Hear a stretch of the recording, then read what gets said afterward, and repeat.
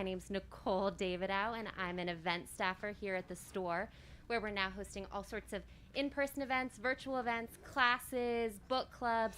Make sure to check out politics-prose.com for a full list of everything we've got confirmed. Before we get started today, I'd like to ask everyone to silence their phones so there aren't any disruptions.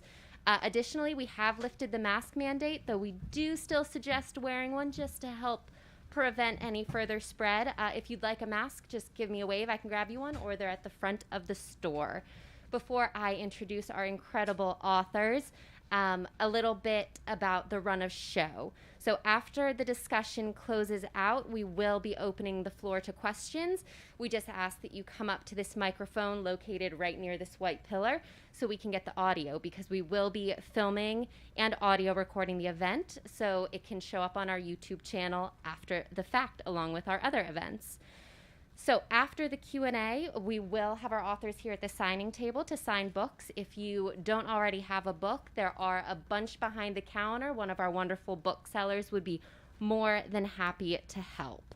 Once the event is complete, we also ask that you fold up your chairs and lean them against any shelf, pillar, any sturdy-looking thing. That would help us a lot as we close out.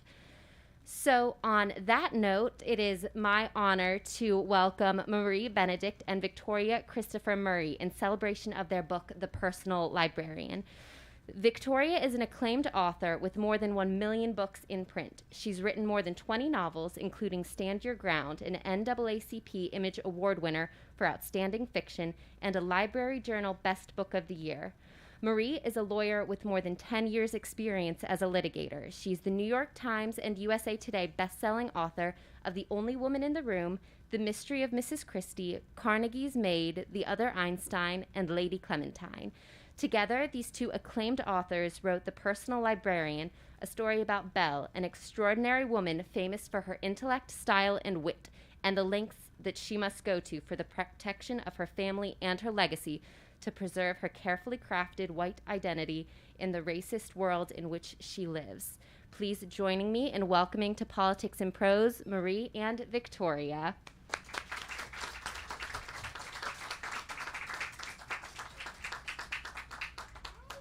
We just got lost in the stacks. I know, we got lost in the store. Like, Literally, over there. Hi, everyone. Can you hear us? We don't need microphones. If we do, just let us know. Right. Oh, you do? Okay. Okay. Here we go. Hi. Hi. I'm so excited to be here. And so thank you for coming and hearing just Marie and I catching up, because Yes. we love being with each other. I love it. And in advance, if you find that we're just drifting as if we're sitting somewhere ourselves, just chatting away, put up a hand and be like, let's get back to Belle da Costa Greene. We will not be offended in any way. Yes, not at all. So we love doing this and talking about this book, but people really always want to know, how did we get started? How did this thing happen? Right. Because we did not know each other. No, we and didn't. so this all started with her. It did, and it actually does tie back to something that was just mentioned in the bio that I almost said, maybe I shouldn't have that listed anymore, but it is important. So sadly, I was a lawyer for a really long time. Are there any recovering lawyers out there? Current, considering leaving? Nice. Keep those hands up there. There is hope for all of you. So I was a New York City litigator for 10 years. Victoria's heard me say many times, that's like dog years, so it's like 70 years. And I never loved it. I always, since childhood, I had been fascinated with sort of the hidden pieces of history, the voices in histories whose stories haven't been told, the sort of nooks and crannies of history that are really important for all of us to understand the entirety of our past. And when I went off to college, I was a history major, and I thought, oh, well, that's what I'll do, right? Or maybe I'll become a professor or an archaeologist. And if any of you out there were ever history majors, I'm sure you've heard the question, what are you going to do with that?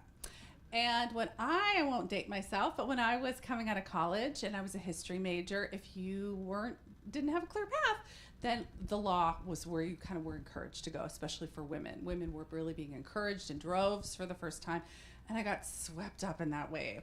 But I always knew it wasn't what my passion was. I always knew I wanted to get back to that original love of history and the unknown stories and voices. And so when I was a New York City commercial litigator and working crazy long hours, I would kind of sneak off I call it the middle of my day, but it was like 4 or 5 o'clock because I worked till like midnight, 1 o'clock in the morning. And I would go to the cultural institutions in New York. And one of them, I'm sure this is not going to be a surprise to some of you, was the Morgan Library. I loved the Morgan Library. It's beautiful. It's stunning, right? Victoria's heard this like 10,000 times. I describe it as like a jewel box. Has anybody been there? It's gorgeous. Oh my gosh, Isn't it a lot of gorgeous? you. Okay, I love that. It is this crimson gold masterpiece, right? That holds 3 Gutenberg Bibles, Yes, right? yes. Each of which we heard recently from a curator that they're worth what, $500 million each. I mean, something crazy. But it really has this incredible collection. And when you step inside, maybe some of you feel this way. I certainly felt as though I could be transported into a different life. Well, one day, and I'm eventually going to get to this, one day I ran into a docent who was finishing up a tour, and she mentioned that this magnificent institution wasn't just created by J.P. Morgan, the famous financier, but there was a woman involved. And of course, like I was just starting to develop like my really strong antenna for women's stories. That's what I write. I write fiction about unknown women from the past. And I thought, oh my God, that's remarkable. Who is she? And she mentioned Belle da Costa Greene.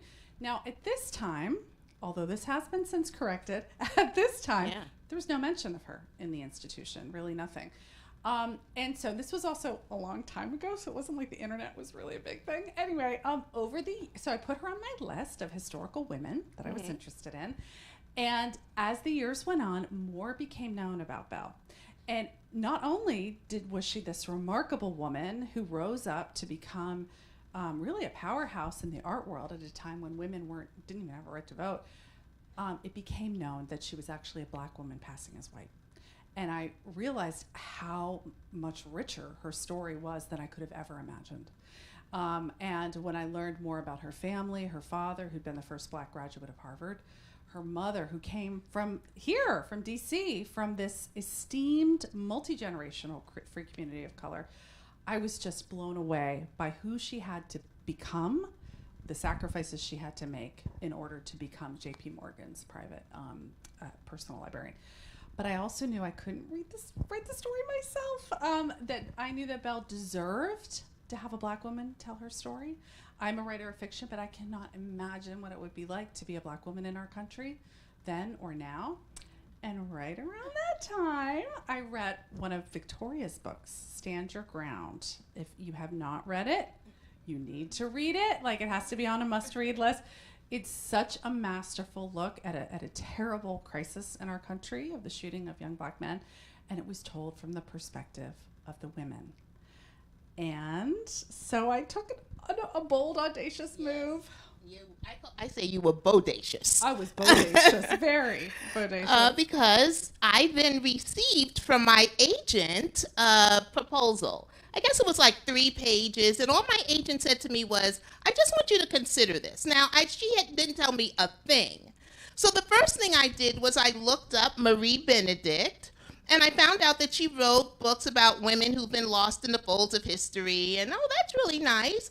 And, I saw a picture of her, so I called my agent back and I said, so this Marie Benedict, has she seen a picture of me? Is she looking for a different Victoria Christopher Murray? And she's like, no, she wants you. And so then I started reading the treatment, or the synopsis, I guess it was, but I couldn't get past the first page because it was just about J.P. Morgan, and I did not care a bit about J.P. Morgan. And my agent kept calling me and saying, have you read it? And I was like, oh yeah, I've been kind of busy, but I'll get to it. And she kept calling, and a month passed, and then the 2 months passed.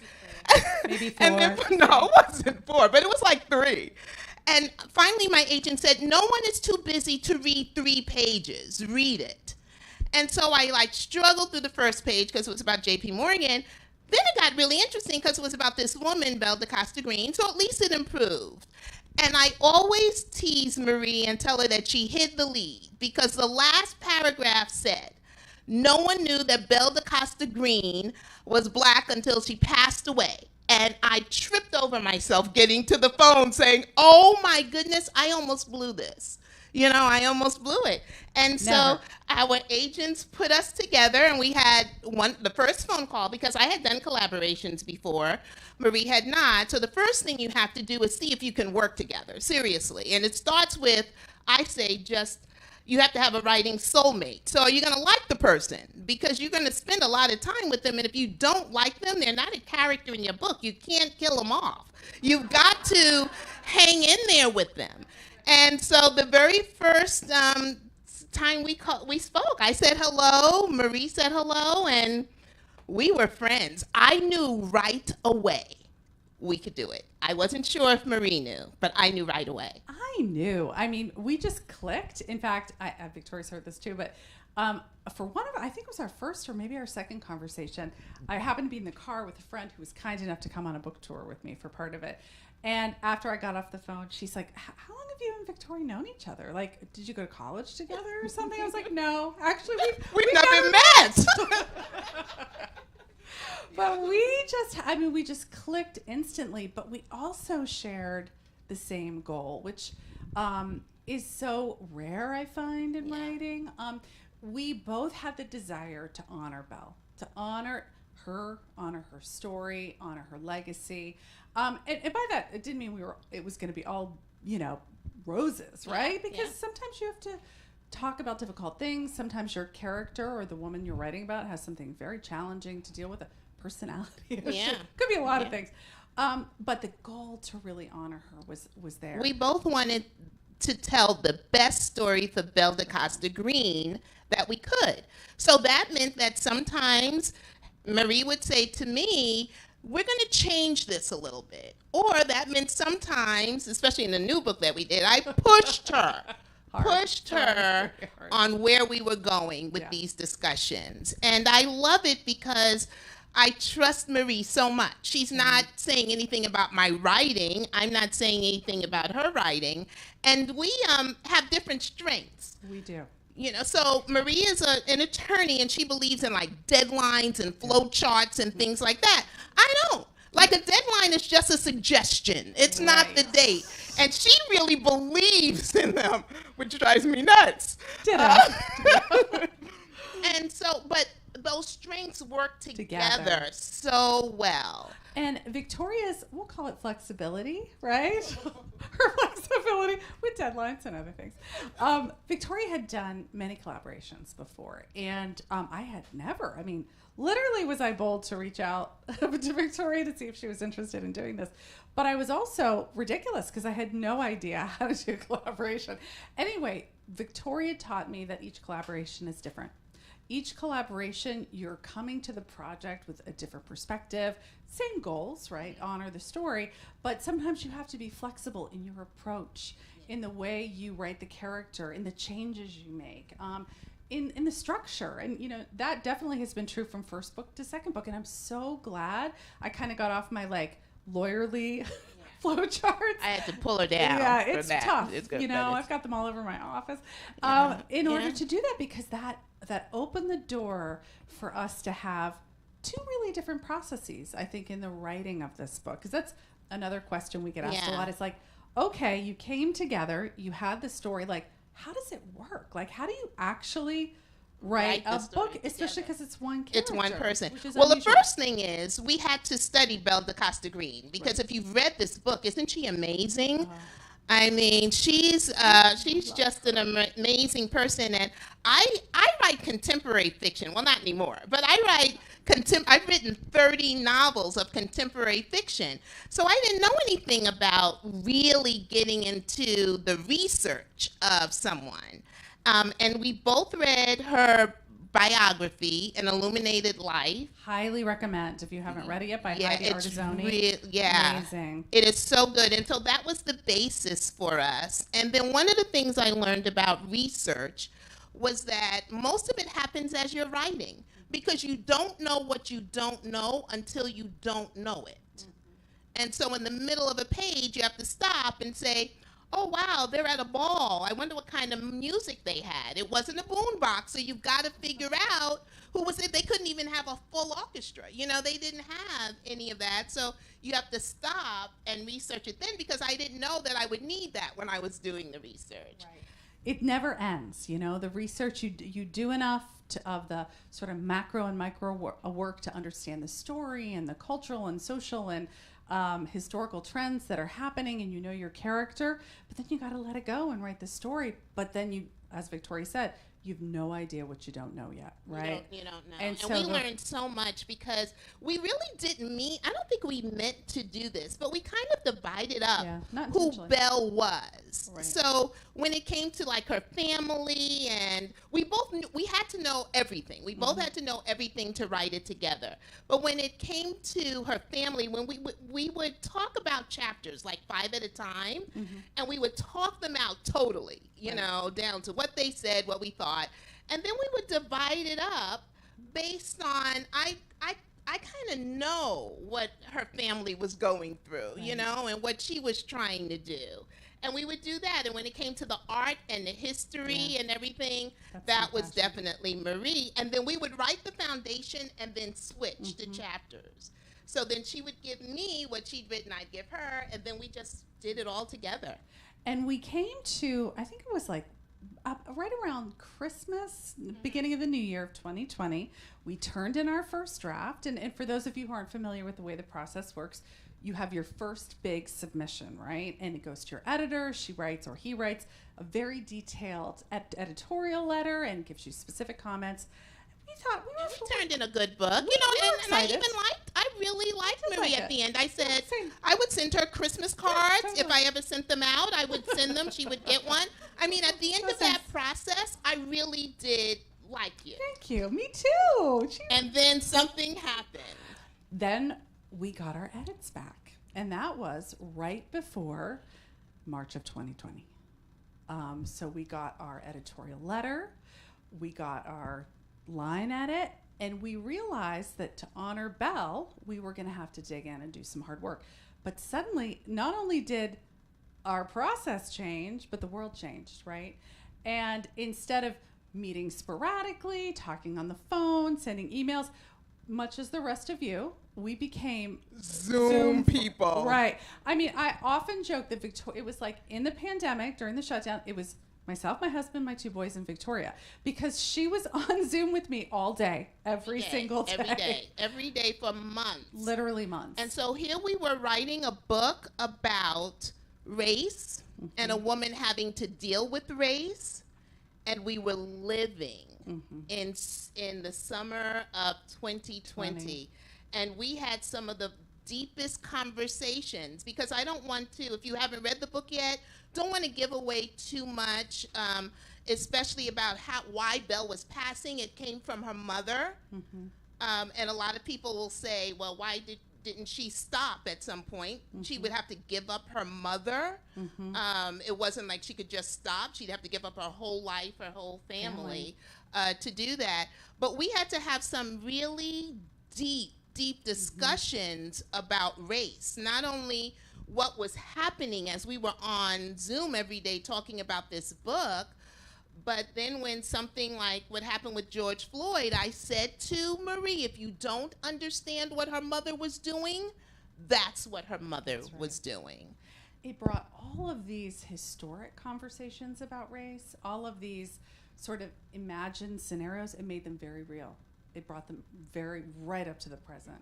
And those conversations, which, you know, could be very difficult, challenging, awkward, those conversations brought us so close. We cried together, we laughed together. It was that summer was something.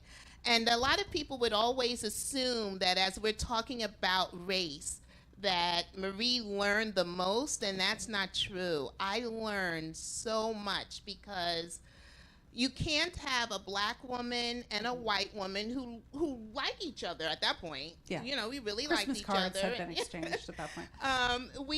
You can't have us talking honestly about race and not have it change both people. Yeah. And it was the best summer of my life. It was, when I look back on it, I feel like that was such such a powerful chapter, not just, I mean, obviously in all the world, right? But personally, it was transformative. We've been so fortunate with the reception that this book has had, the readers that it's touched. But my friendship with Victoria, our relationship, has been the biggest gift of all. I really do. And it's all because of Belle da Costa Greene. And we hope that those conversations work their way into the pages of the book. You know, the issues that she faced, while historic in some respects, are also very, very modern, unfortunately. The conversations that we had, even more true with our next book, but with this book, we really hope it brought them to the forefront, and hopefully precipitated a lot of conversations with readers and book clubs, to have those hard conversations, because that's where the bridges can be built. And we've had some hard conversations with book clubs. The best thing I love about this book is that even when we were doing the book club questions, I was telling Marie, Black readers are going to take it totally differently. Yes. And that's one of the things that we've discovered. And so we have encouraged Black book clubs and white book clubs to come together. Some of my friends, they just got together with their friends to read it, and how people saw the book and what Belle da Costa Greene was doing so differently. And we've been able to change some minds, you know, and that's been the most rewarding thing about this. And then to see this incredible, powerful, brilliant Black woman and this immense legacy that she left, and to have that legacy re-enter our understanding and our consciousness. And then hopefully to see where all the women are, right? Where they've been all along, either permanently erased, intentionally erased, marginalized, ignored throughout time. It's been such a gift. We get readers all the time to take their copy of The Personal Librarian to the Morgan Library and take pictures of themselves and walk the walk that Belle walked. And that is like, we cannot tell you what that means. Is that they're actually going to this place and looking for her and seeing her in a place that historically didn't necessarily honor her or include her contributions. Now, we will say the Morgan Library has taken full ownership of rewriting her back in. Including her as a Black woman. Because at the beginning, they didn't acknowledge her at all. Right. And then they acknowledged her as Belle da Costa Greene, not Black. Just a woman, obviously. And then finally they're like, you know what? She is Black. Imagine that. And they're doing a big celebration in 2024. For those of you, I don't want to give spoilers. How many of you have read the book? Okay, good numbers. Okay, this is hopefully not a spoiler. Belle does something in the end that... Well, I guess you could say it because it's a public institution. All right. Yeah, she basically orchestrates the Morgan Library, this unimaginably wealthy... I mean, just 3 of the books are worth $1.5 billion. That's all I think I have to say when you know, like, the other stuff's there. She orchestrated it becoming a public institution. So that collection, which is literally priceless, and this structure and building, which is just awe-inspiring, that is now owned. And it's for the people and available to all. She orchestrated that, and that happened in 1924. In 2024, the Morgan Library is mounting a huge 100-year anniversary of that, and Belle is the centerpiece. She is the center of their centennial. I am so excited about that. We're just talking about, like, we obviously are going to that. I mean, that's happening. They better invite us. We better be invited. But so there's going to be images of her. They've been going around the country collecting images of her from places where they've been either lost or hidden or unrecognized. The letters between her and Bernard Berenson, which are the only letters that still exist, that Belle wrote, which I will not tell you why for those of you who haven't read it yet, but just to suffice it to say that Belle did destroy all of her correspondence because she did not, we believe, she didn't want people to know her true identity, because the world in which she lived was highly racist and still extremely segregated, and she didn't want to undermine the legacy that she was leaving behind. And so she told Bernard to burn the letters, and so if you've read the book, you know Bernard didn't burn the letters. He did not burn those letters, right? No surprise. Bernard kept all the... But we are grateful that he did not. And all of those letters, which previously existed only in Bernard's villa in Florence in the Tuscan Hills or whatever, which he donated to Harvard. They existed in like a trunk or something there. They are now being digitized as part of that celebration. So everyone's going to be able to dip into the real world of Belle da Costa Greene, which is an immense gift to us all. Because her legacy isn't just building up this collection. She was the first modern librarian. And her practices in scholarship, in running libraries, in education are still very much in use today. And we're even now just starting to understand the breadth of her legacy now. Yeah. And it was an interesting time for her because one of the things, without giving anything away, one of the things I always say is because people always ask, and it comes in different questions from Black readers and white readers. Why was Belle passing? Why did she do that? And again, she was sick. She was a teenager. We don't know the exact age when her mother made this decision. But her mother made the decision to pass not to be white. Her mother passed to be equal. She wanted her children to be equal. She had been in the fight, the civil rights fight, with her husband, Richard T. Greener, who was as famous as Frederick Douglass. He just didn't have anyone to carry on his legacy when he passed away. She had been in a fight with her husband, but when the Civil Rights Act of 1875 was overturned and they saw the changing and everything rising up, her mother said, "We did our best, but I'm out." And she was just trying to give the best life that she could for her children. And the most important thing to me in writing this book was that people understood that passing was not about her wanting to be white. It was about her wanting to be equal. So important to us in the writing process was showing that sacrifice, like showing the horrible sacrifice attendant with passing. It wasn't a choice the way we look at choice, right? She had to give up her family, not her immediate family, because they all chose at this time to live as white. Her extended family, she couldn't have children of her own because that could give up her identity. There were so many things that she couldn't do in terms of living an authentic existence. I mean, this is a woman who every day had to put on a mask to go out into the world. And it was really important to us to show the terrible toll that passing took, and the fact that it really wasn't an election that you made, right? It was for sacrifice. It was a sacrifice that you made for survival, really, and for some modicum of equality. And it wasn't even a better life in the beginning for them. If you read the book at the beginning, that wasn't a better life, but she was able to get a better life. Right, it was a stepping stone. And then for Belle in particular, she then walked that tightrope of passing. Every day, the secret the ruse could be up, right? And not only would her own position, right, be sacrificed, her entire family's identity would as well.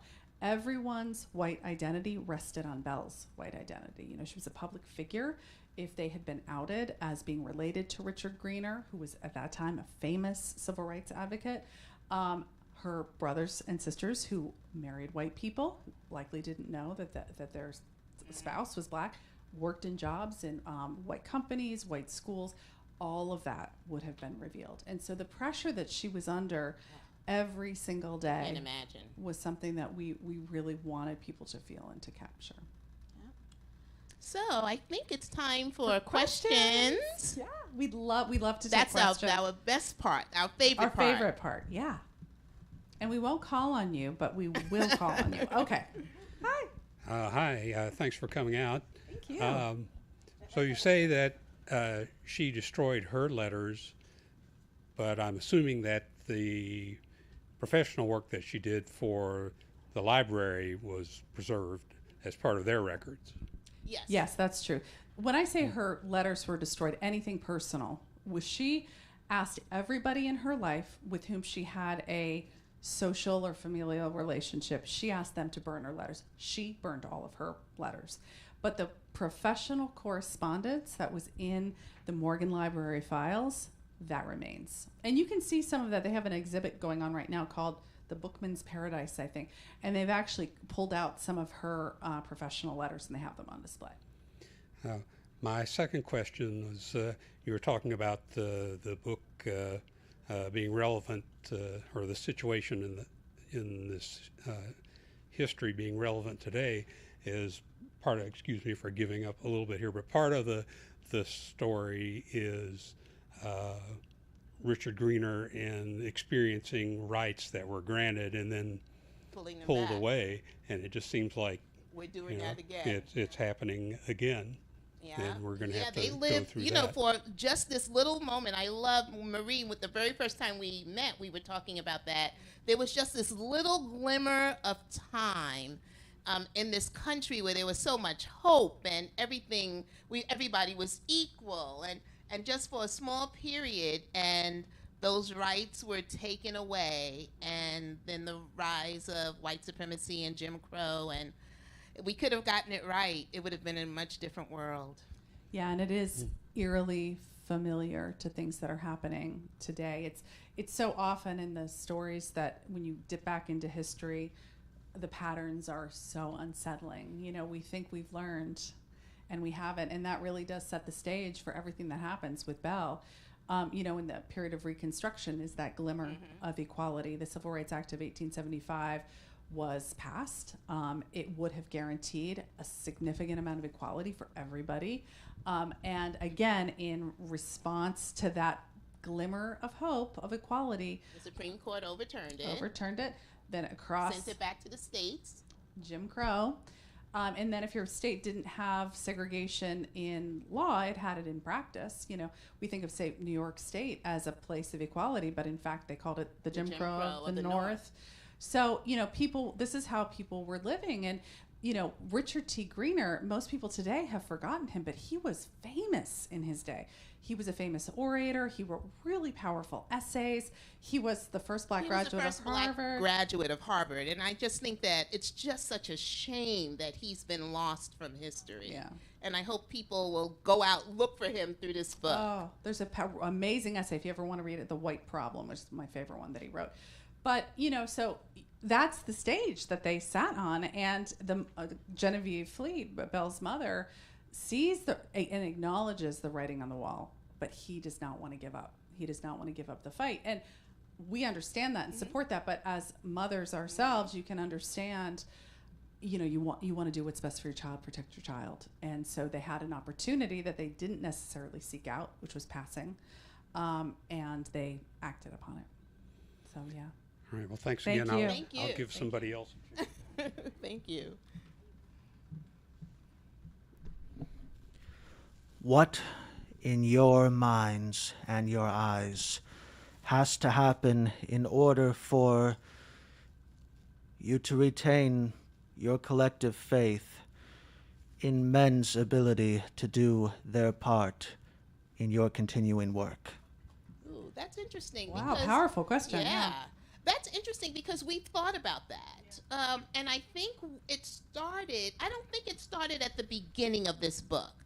I think once the book was done, and then we saw all the ways we had to come together and all the discussions that we had to have, we said, you know what, if we could do this one white person and one black person at a time, we can make a difference. And there is a lot of hope, because the way this book has been accepted, and the way sometimes if Marie's not able and I go to a book club and it's all white, they are very accepting and have great questions for me. Like, what should I call you? Is it, you know, I don't want to insult you. So is it African American? Is it black? I see all these different things in the book. And I think those kinds of conversations is what gives us hope, right? Absolutely. I mean, I think your question was about gender specifically, and I do think that's important. And of course, Mankind. well, we do think about it more globally. Yeah. We really do. I mean, we think about it when we talk about it. You know, our desires. We see what happens when two people, black and white, can come together and have honest conversations. But there's so little opportunity for that to actually happen. And you know, our dream is that we would be able to bring black and white book clubs together to actually have conversations over our books, other books. and to form that kind of bridge in a way that feels honest but safe. People who can have conversations about things that are sometimes awkward, because it's only by, only through those awkward conversations can we cross the chasm that divides us. But it's got to get uncomfortable first. And I think that is what's been lacking in our world. There's a lot of desire, but there's not a lot of places for that desire to be effectuated. And that's kind of our dream. And so we hope that a book is a safe place. Right. You can ask questions in a safe place. It's not, and it's been wonderful. Yeah, it really has. And we're hoping to, and so we choose the books that we're writing together purposely for that end. Yeah, to bring people together and foster those conversations, men and women, both. Oh. But thank you. Thank you for your continued faith in the ability of men to listen. Thank you. Hi, good evening. First and foremost, I want to say I enjoyed the book immensely. My book club loved it as well, and so thank you for writing the book. I have a few questions, so let me just get them out there and see how you take it. One, do you think Mr. Morgan knew of Bella's actual heritage? We get that one a lot. Yeah. Second, Go ahead. Okay. Second, is there been any outreach or history into her family, like her descendants of where they are today? And then the last one I wanted to ask, and this might not be appropriate, but what else are you guys writing together? If you want to talk about, we're happy for all of those. All of those. So the question of did he know? Did he know? Oh yeah. Oh my God, we spent hours talking about that because, it could have gone a whole bunch of different ways. Like he could have found out and it could not have been a good thing. He could have felt bamboozled and wanted to destroy her. Or it could have been that he was so busy kind of like saving the country that he didn't hear the rumors or didn't pay attention to the rumors. We don't know. Yeah, we don't know. I mean, there's nothing that we've seen in any documentation that shows he knew or didn't know, right? And here's what we do know, that when she, for those of you who've read or not read the book, she came to get an interview to be the personal librarian for J.P. Morgan because she had a friendship with his nephew, Junius, who was like kind of his art advisor. And he was building the library. He was looking for a librarian, and he suggested Belle. Princeton University at that time was a highly segregated institution. It was the only Ivy League that did not have black students. You were not going to be working in a professional capacity at Princeton University unless you were white. So he was a benefactor of Princeton, and she was a librarian at Princeton. So when he brought Belle da Costa Greene, Princeton librarian, into J.P. Morgan's study, he would have assumed, no matter what she looked like, that she was white. Yeah. And that would have set the stage for his expectations of who she was, no matter what she looked like, no matter this da Costa Portuguese middle name, all that kind of stuff. Now, over the years... Yeah, we don't know what happened. She came to him on a white platter. Woodrow Wilson was the president of Princeton. He wasn't gonna. Black people were not gonna get in there. So but she came on a white platter, and we don't know what happened through the years. We think it could be one of, because you always say, she's white now. Well, at a certain point, no matter what the rumors, if J.P. Morgan thought you were white, you were white. You could have been purple. Yeah, and you were white. And who's going to challenge him? Nobody is going to challenge him. We also aren't sure anyone would bring a rumor to J.P. Morgan. Oh, and by the way, your girl she's black. She's black. No, that's probably not going to happen. But we don't know, right? But at a certain point, she was so important to him. She was really the most important person in his life. It didn't matter to him. Either he knew or didn't know, dismissed it, or otherwise. It wouldn't have mattered. But for all... Good question. Good question. And there were always lots of rumors about her. In the press, the dusky complected... Or the Cuban. Somebody... We found an article where someone said she had tropical roots. Tropical roots. I'm like, what does that mean? For she's black. So, the rumors were out there, whether he heard them, whether he cared, we don't know. Now, what was the second question? Oh, yeah. We've had some interesting things happen. I'll take the one where we were on the Zoom, and then we were on a Zoom call, a very small Zoom call with the J.P. Morgan Board of Directors, right? The Morgan Library Board of Directors, And they had read the book and they enjoyed it. And there was this one gentleman, an older gentleman. He was in his 90s. Let's just so I mean older, but at my age, that's just a little bit older. He was now. 95. He was an older gentleman. He kept like laughing through everything, and he kept saying, "This book was a hoot." And I remember thinking that wasn't exactly what we were going for. But he kept saying, "This book was a hoot." This book, and so finally he spoke. And he told us, "I love this book. It was a hoot," okay? And then he said... No one introduced him, by the way. No one introduced him. And then he said, "But you got Anne wrong. She was much nicer. And you got Jack wrong." He was more boring. Did he say boring? I thought he said jackass. He might have said jackass. Yeah, also. and I thought so. We were like, oh, okay. And then we later found out that he was J.P. Morgan's great-grandson. Right. He used to have dinner every Sunday night with his grandfather, Jack Morgan, and he said he was the most boring man he'd ever met. All he did was talk about dogs and the weather. Yeah. But we had no idea who this guy was. But it did give us, it's wonderful when you have somebody who is part of the family, even if it's, extended and generations, embrace and enjoy the story. That's happened to me a couple times in my career, and it really does mean the world. Yeah. But in terms of Belle's family, I knew you wanted us to get there. Well, see, if you let us talk, it will go on for a very long time. We did warn you. We did give you head warning. So should I do genealogy on that one? Yeah, well, you want to know if we had found out anything about her family? Yes. Yeah. Okay, so for those of you who have or haven't read the book or don't remember, she had 3 sisters, 2 around her age and 1 much younger, and then a brother. The 2 sisters were teachers. They lived as white. They married white men. One sister had a hysterectomy before, because you're asking about descendants, whether they know.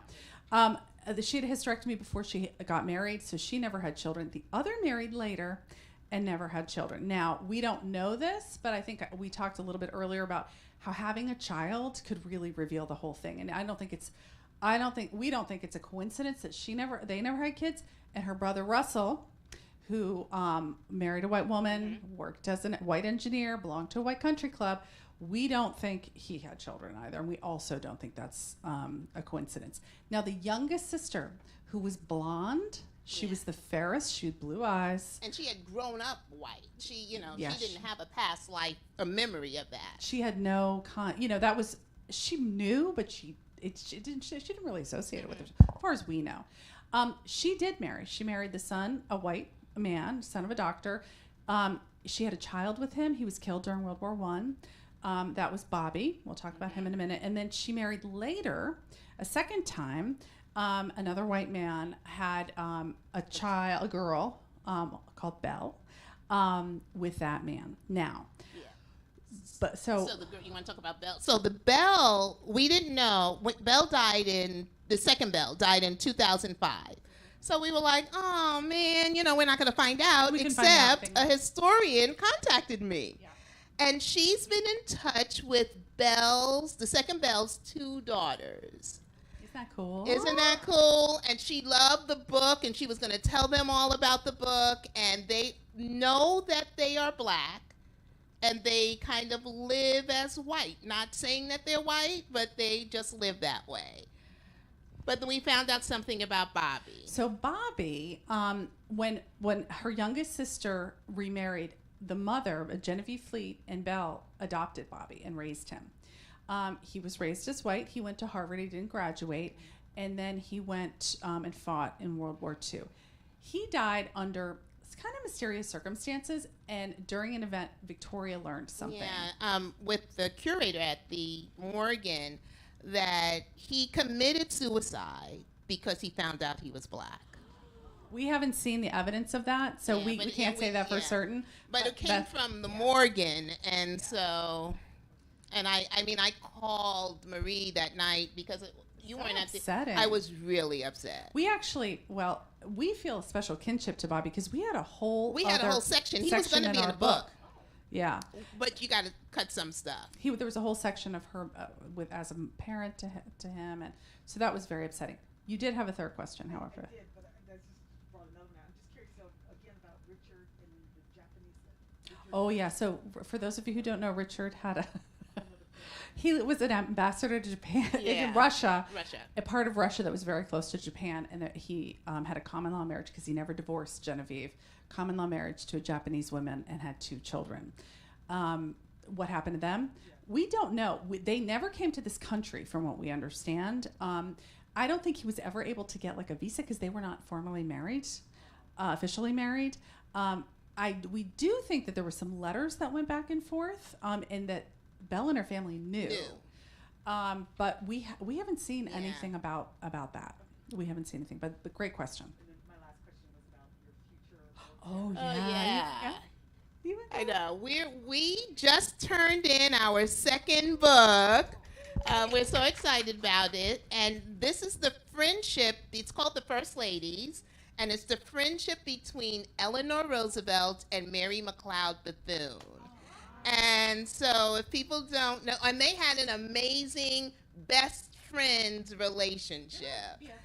Yeah, and Eleanor Roosevelt wanted the whole world to know that her best friend was black. And so she would do things like go out with Mary and call the paparazzi and say, this is where Mary and I gonna be, because I want it on the news, on the front page.